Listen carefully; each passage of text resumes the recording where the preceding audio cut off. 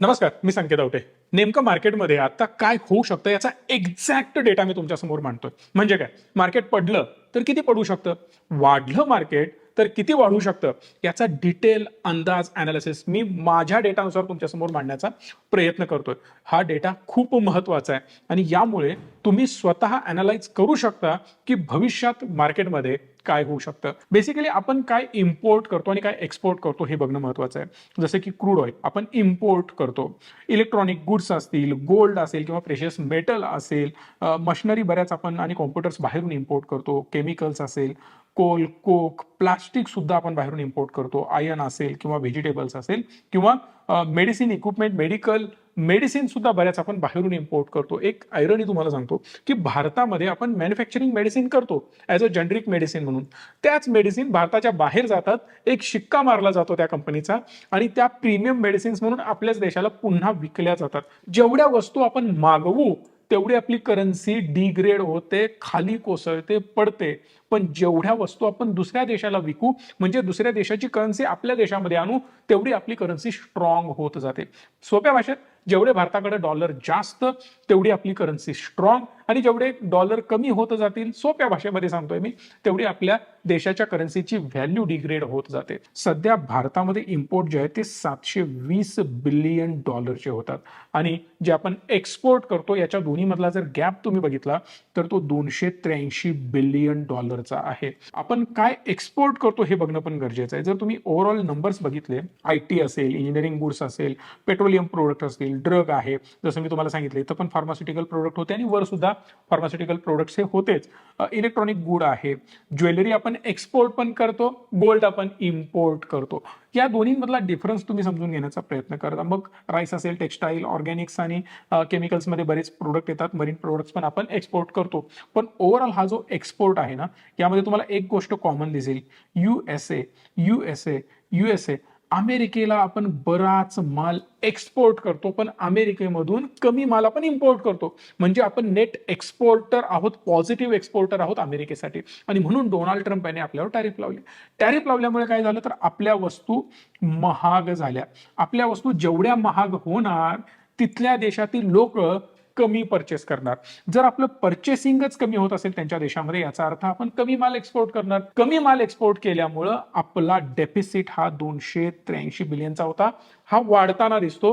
परिणामी आपली करन्सी खाली येताना पाहायला मिळते. मग मेन कारण काय आहे तर आपला जो टॅरिफ वॉर सुरू आहे हे महत्वाचं कारण. त्याचबरोबर जॅपनीज येन मात्र स्ट्रॉंग होत चाललाय असं बोललं जातं. आता याच्या मागे लक्षात घ्या, तिकडे बॉन्ड यील्ड आपल्याला वाढताना पाहायला मिळत आहेत. जिकडे 0% नेट इंटरेस्ट होता किंवा बॉन्ड यील्ड होत्या त्या आपल्याला 2% गेलेल्या पाहायला मिळाल्या. म्हणजे काय, पैसे ठेवण्यासाठी सुद्धा बँकेमध्ये पैसे द्यावे लागत होते कस्टमर्सना, फुकट पैसा अवेलेबल होता लोनच्या स्वरूपात. पण झालं असं की आता सध्या तिकडे महागाई वाढत असल्यामुळे त्याला कंट्रोल करण्यासाठी जास्तीत जास्त व्याजदर वाढवण्याचा प्रयत्न केला जातोय आणि यामुळे वाइंड अप केल्या जात आहेत पोझिशन. म्हणजेच काय, ज्या पोझिशन एनच्या स्वरूपात बनवलेल्या होत्या, म्हणजेच एनला उचलायचं, ते पैसे घ्यायचे आणि ग्लोबल मार्केटमध्ये जाऊन इन्व्हेस्ट करायचं, ट्रेड्स करायचे, हेज पोझिशन्स बनवायच्या आणि या सगळ्या पोझिशन्स इंटरेस्ट रेट त्याचे वाढत जात असल्यामुळे वाइंड अप करावे लागले. इमॅजिन करा ना, जो पैसा मला फुकट मिळत होता त्याच पैशासाठी मला आज जर व्याज द्यावं लागत असेल तर मी जो मध्ये गॅप कमवणार होतो, जो गाळा मारणार होतो, ज्याला टेक्निकल भाषेमध्ये स्प्रेड म्हणतात. हा स्प्रेड काय असतो तो तुम्हाला कळाला. म्हणजे काय, मला पैसे आत्ता मिळत आहेत हे 100 रुपये, किती मला यावर व्याज द्यावं लागतं तर समजा 0% व्याज द्यावं लागतं. हा पैसा मी घेऊन कुठे आलो, भारतामध्ये आलो. भारतामध्ये व्याजदर किती, 10%, 110 रुपये झाले. 1 वर्षानंतर मी गेन किती कमवला, 6%. आता 6%च्या 6% माझ्या खिशात, कारण इकडे मला व्याज द्यावं लागत नाही. पण आता झालं उलट की भारतामध्ये मला 6% मिळाले पण यांची जी बॉन्ड यील्ड आहे ती झाली आहे समजा 3%. जर समजा भारताची करन्सी एनच्या तुलनेमध्ये 4% डिप्रिशिएट होते तर या केसमध्ये इथं माझे 4% मायनस होणार आहेत. म्हणजे काय, 4% करन्सी लॉस झाला. परत हे जे 6% गेन होता हातात राहिले 2%, पण इकडं मला 3% व्याज मिळते. म्हणजे मी 1% ऑलरेडी लॉसमध्ये आहे. परिणामी माझ्या पैशाची व्हॅल्यू कमी झाली. पुन्हा हवा असेल नंबर फॉर्म मध्ये सांगतो. समजा 100 एन किंवा 1000 एनचं मी लोन घेतलं. हे 1000 एन मी ट्रान्सफर केले इंडियन रुपीज मध्ये. आपण इमॅजिन करूया आज रुपया वर्सेस एन 100 आहे. म्हणजे काय, एक एन परचेस करण्यासाठी मला 100 रुपये द्यावे लागतात. तर माझ्या हातामध्ये जे रुपयामध्ये होऊन येणारे कन्वर्ट होणारे पैसे असतील ते 1,00,000 रुपये असणार आहेत. हे लक्षात घ्या. जर माझे 1,00,000 रुपये असतील, 100 रुपये आजची प्राइस आहे, हे मी इन्व्हेस्ट केले, मला यावर व्याज मिळालं 6%, म्हणजे माझ्या अमाऊंटची व्हॅल्यू 1 वर्षानंतर आफ्टर 1 इयर याची व्हॅल्यू किती होणार आहे? 1,06,000 रुपये. आता हे 1,06,000 रुपये मी कन्वर्ट करणार परत कशामध्ये? एन मध्ये. कधी? 1 वर्षानंतर. पण आज रुपया घसरला आणि त्याची व्हॅल्यू 110 रुपये झाली, किंवा आपण इमॅजिन करूया 106 रुपये झाली. आता जेव्हा मी याला कन्व्हर्ट करणार त्यावेळेला 106 रुपये प्रमाणे कन्वर्ट करावे लागेल. इमॅजिन करूया की हे 6 रुपये म्हणजे हे 6% इथून माझे गायब झाले.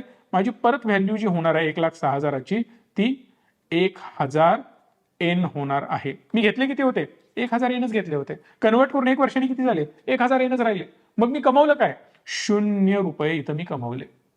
जर मी इथं 0 रुपये कमवले असतील तर इथं मी काहीच कमवलेलं नाही. उलट ते कन्व्हर्जन कॉस्ट या त्या गोष्टी जर ऍड केल्या तर मी ते लॉसमध्ये असणार आहे. आता या सगळ्याचा पोस्टमार्टम करतोय.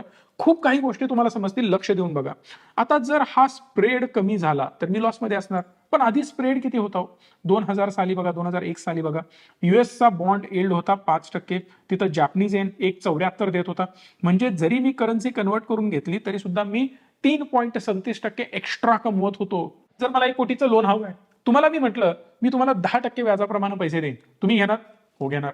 दुसरा व्यक्ती येतो आणि तुम्हाला म्हणतो 10% नाही, माझ्याकडे 5% व्याज देणार. मग 5% शिल्लक राहतायत ना, तुम्ही स्वस्त मिळतंय म्हणून तिकडे जाणार. व्याजदर कमी आहे म्हणून इथून पैसा जास्त उचलला जातो. सेम खाली जा तुम्ही, 2010 साली 3.5%च्या आसपास, 3.30%, इथे 1.15%. दोन्हीमध्ये डिफरन्स किती? आधी 3.37 होता, आता तो 2010 साली बनला 2.15%. 2%चा दोन्हीमध्ये गॅप आहे.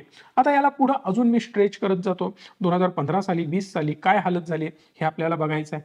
त्यावेळी जर 2%ची हालत होती तर 2015 साली तुम्ही बघितलात तर हा 2.5%वरून 2.25 वरून 0.35, म्हणजे इकडे ऑलमोस्ट 0 व्याजदर झालेला होता. 1.92%चा स्प्रेड इथं पाहायला मिळतो, म्हणजे दोन्हीमधला गॅप. त्याच्याच पुढच्या वर्षी यांचे यील्ड मायनसमध्ये गेले. जपानमध्ये -0.7%. यालाच म्हणतात पैसे ठेवण्यासाठी पैसे द्यावे लागत होते. ही अवस्था बनली होती 2016 साली, आणि तरी सुद्धा इथं 2.5%चा स्प्रेड आपल्याला पाहायला मिळत होता दोन्हीमधला डिफरन्स. हाच पुढे कमी होत होत 2020 साली हार्डली 0.93%वर आला होता. पण आज तुम्हाला माहिती आहे का, एवढं सगळं होऊन म्हणजे आता हा स्प्रेड संपला असेल वगैरे वगैरे तुमच्या डोक्यात ही जर धारणा असेल तर तसं नाहीये. 2025 साली डिसेंबर महिन्यातला आताचा लेटेस्ट डेटा तुमच्यासाठी मी कॅल्क्युलेट करून दाखवतोय. फक्त 2%चा स्प्रेड आपल्याला इथं पाहायला मिळतो, जो की आधी सुद्धा 2%च्या आसपासच होता. 2%पासून 3-3.5%पर्यंत हा फ्लक्च्युएट होत राहतो. आणि हिस्ट्री सुद्धा तुम्हाला तेच सांगते. म्हणजे जगा वेगळं आता घाबरण्यासारखं काहीही झालेलं नाही. Despite they are increasing their interest rate, काहीच फरक पडत नाही आपल्याला, कारण हे जेवढा वाढवत जाणार तेवढाच युएसने सुद्धा वाढवलेला होता. त्यामुळे मेंटेन्ड आहे सिच्युएशन. आता तुम्ही म्हणाल युएस तर खाली घेऊन येईल इंटरेस्ट रेट, यांना सुद्धा खाली घेऊन यावा लागणार आहे. ते कायमच वाढवत राहतील हे डोक्यातनं काढून टाका.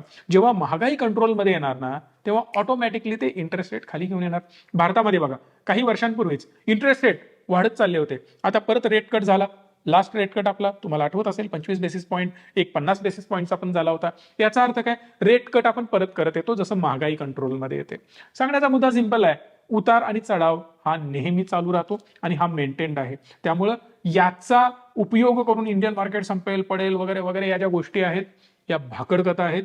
याच्यामुळे कुठलाही मेजर इंडियन मार्केटवर इम्पॅक्ट होणार नाही. आता सेन्सेक्सचा आकडा आणि इंडियन मार्केटमध्ये येणारा फॉल, करेक्शन हे कसं बघायचं हे सांगतो. हा सेन्सेक्सचा पीई रेशो आहे बरं का. सेन्सेक्सचा पीई काय असतो? जसा प्रत्येक स्टॉकचा पीई असतो तसा पूर्ण इंडेक्सचा सुद्धा पीई रेशो असतो. तो इथं मी मांडलेला आहे. अर्निंग यील्ड जर तुम्ही बघितलं पर्सेंटेजमध्ये, कोणाचं अर्निंग हो? हे सेन्सेक्सचं अर्निंग मी तुम्हाला सांगतोय. त्याचं अर्निंग किती होतं तर 5.8% अर्निंग होतं. 10 वर्षाचा बॉन्ड यील्ड काय सांगत होता भारतात तर तो होता 10%. गॅप किती आहे? 5%चा. मार्केट जर मला 5% फक्त यील्ड देतोय तर त्याच्यापेक्षा बेटर आहे तो पैसा मी कुठे लावू? कुठे लावू? एफडी करू? बॉन्डमध्ये टाकू, जेणेकरून मला जास्त रिटर्न मिळतील. यील्ड म्हणजे काय? परतावा. मी एवढे पैसे टाकले आणि या पैशामधून मला किती परतावा मिळाला, दॅट इज कॉल्ड यील्ड. इथं जर तुम्ही बघितला तर मार्केट पडलेलं होतं. 27% मार्केट निगेटिव्ह होतं, कारण बॉन्डमध्ये इझी पैसा बनत होता, मार्केटमध्ये बनत नव्हता. इथून पैसा मी काढला आणि मार्केटमधून इन्व्हेस्ट केला कुठे? बॉन्ड्समध्ये. परिणामी इथं सेल ऑफ आला, सेल ऑफ आल्यामुळं मार्केट खाली आलं. जेवढा पैसा तुम्ही काढणार तेवढा सप्लाय तसाच राहील, डिमांड कमी होणार, परिणामी मार्केट खाली येणार. मग त्यासाठी काय व्हायला पाहिजे? इन्व्हेस्टमेंट वाढायला पाहिजे. इन्व्हेस्टमेंट कधी वाढणार? ज्या वेळेला तुमचं अर्निंग आहे सेन्सेक्सचं ते स्टेबल असेल आणि बॉन्ड यील्ड खाली आलेली असेल. कदाचित इथं तुम्हाला अर्निंग बेटर दिसेल as compare to bond yield, आणि म्हणून इथं मार्केट 83% वर गेलेलं तुम्हाला पाहायला मिळतं.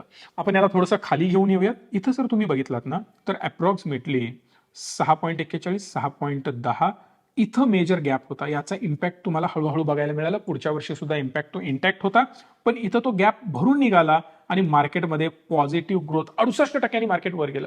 पण आज मार्केट काय करतंय? 2025 साली 6.70 आणि 4.30 ऑलमोस्ट 2% गॅप इथं आहे. हे अर्निंग आपल्याला हळूहळू ग्रो होताना दिसेल, जे कन्सिस्टंटली आपले फायनान्स मिनिस्टर पण म्हणतायत, मार्केट पण सांगताय. बऱ्याच कंपन्यांचे आउटलुक येत आहेत की आता येणाऱ्या क्वार्टरचे रिझल्ट आमचे बेटर असतील. म्हणजे हे जर इम्प्रूव्ह होईल तर आपण याला मॅच करू आणि बॉन्ड यील्ड कुठेतरी घसरताना पाहायला मिळतील, कारण इंटरेस्ट रेट कन्सिस्टंटली खाली घेऊन आपलं गव्हर्नमेंट येत आहे किंवा आरबीआय येतोय. याचा अर्थ सिंपल आहे की हा गॅप कमी होईल आणि परिणामी मार्केटमध्ये जो मेजर फॉल यायला पाहिजे मोठ्या आकड्यांचे, ते कुठेतरी इथं या आकड्यांच्या इतिहासानुसार मला दिसत नाही. कोणीतरी म्हणतो म्हणून मार्केट पडणार आणि कोणीतरी म्हणतो म्हणून मार्केट वाढणार, हे डोक्यातलं काढून टाका. आता यात अजून एक गोष्ट होणार, टॅरिफ कुठेतरी संपत येताना दिसतोय, गोष्टी निगोशिएट होताना दिसत आहेत, परत त्याचा पॉझिटिव्ह इम्पॅक्ट होणार. आपला रुपया क्रॅश होतोय, तो कुठेतरी शांत आणि स्टेबल होताना दिसणार आणि या परत सगळ्या गोष्टींचा पॉझिटिव्ह इम्पॅक्ट मार्केटवर होण्याचे चान्सेस आहेत. मग मार्केटचं काय होणार हे मी सांगण्याची गरज नाही, हे तुम्ही सांगाल मला कमेंट बॉक्समध्ये. आमची कुठलीही सर्व्हिस तुम्हाला घ्यायची असेल, आमची मदत तुम्हाला हवी असेल तर तुम्ही हक्काने या नंबरला कॉल करू शकता. या व्हिडिओला लाईक करा, शेअर करा आणि चॅनलला सबस्क्राईब करा. धन्यवाद. Stay tune and stay positive.